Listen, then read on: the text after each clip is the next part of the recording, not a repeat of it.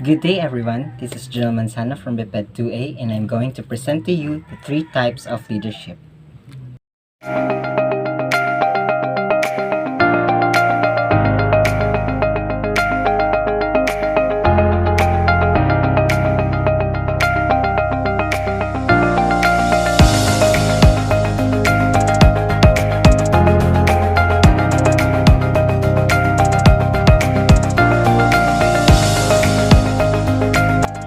Researchers have identified three archetypal types of leadership styles in management that can be used to describe most leaders in most situations.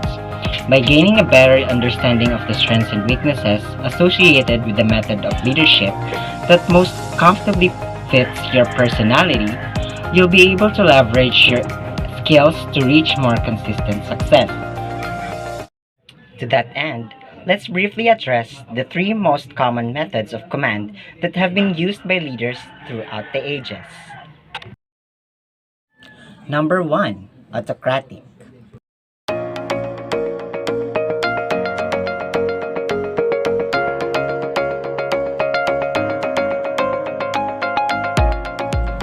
The autocratic type of leader is one who understands the strength of authority, meaning these are the leaders who are not interested in the opinions or suggestions of their underlings.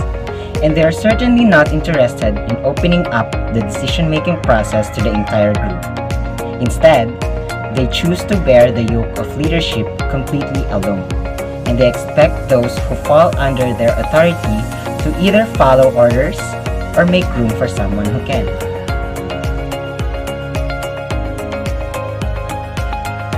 What are the advantages of autocratic leadership?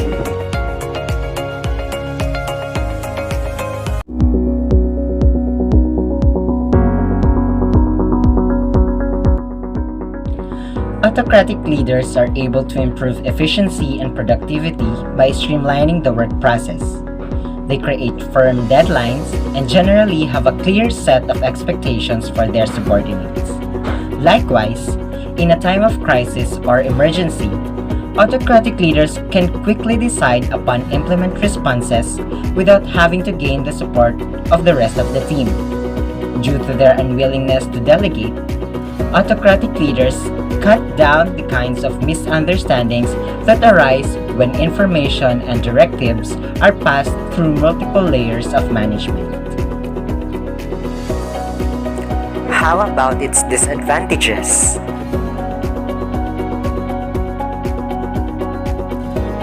Autocratic leaders have only their own ideas and experience to draw upon, and are generally unwilling to accept advice from their underlings.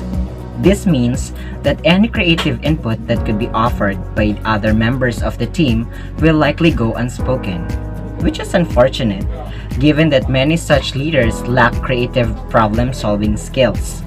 Additionally, those who work under autocratic leaders often end up resenting their own contributions aren't being recognized and their suggestions aren't being heard.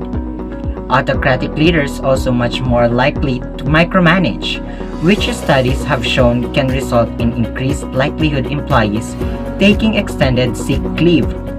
Autocratic leaders often find themselves at the center of a hostile or low moral work environment, which can lead to high employee turnover. Number 2, democratic.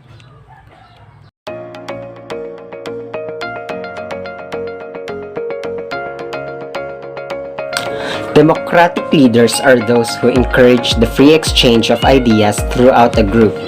Within these teams, all members have an equally valued voice and the leader acts as more of a spokesperson or facilitator, ensuring that decisions reached by a consensus are carried out.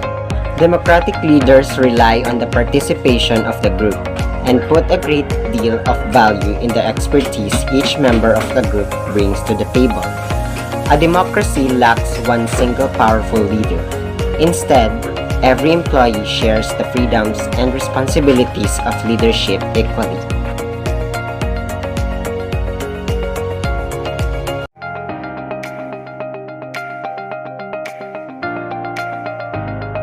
Democratic leaders enjoy the boundless creativity of the entire group. This means that difficult issues are more easily addressed and better solutions are more likely to be found. At the same time, the internal communication gap that often develops between employees and management is generally reduced in a democratic environment.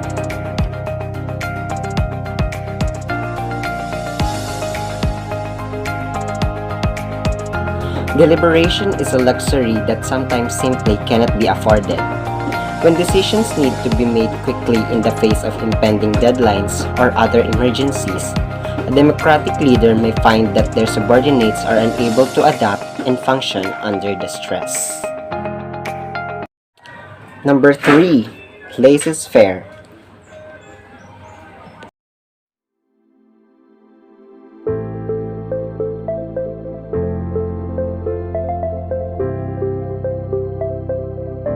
Laissez-faire leaders are best described as hands-off. In essence, they exist to assign tasks to their employees, but once the task has been assigned and the necessary resources have been provided, these leaders simply cease being involved. Therefore, it's up to the employees themselves to decide on the best approach in order to fulfill their responsibilities. Laissez-faire leaders put a great amount of faith in their subordinates, trusting them to remain self-motivated, on task, and accountable.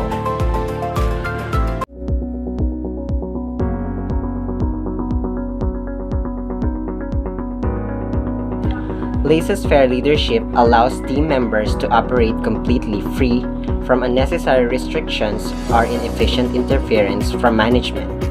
This gives skilled and self-motivated employees a chance to reach their fullest potential.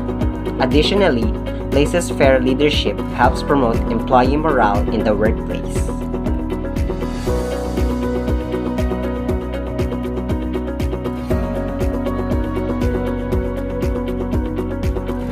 Without the firm hand of leadership to keep it on track, a team operating under laissez-faire leadership may quickly drop in productivity.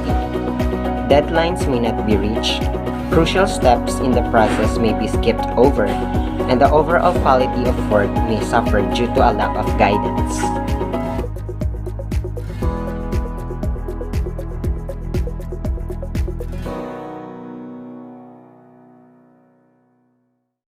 That's it, guys. I hope you learned something from this video.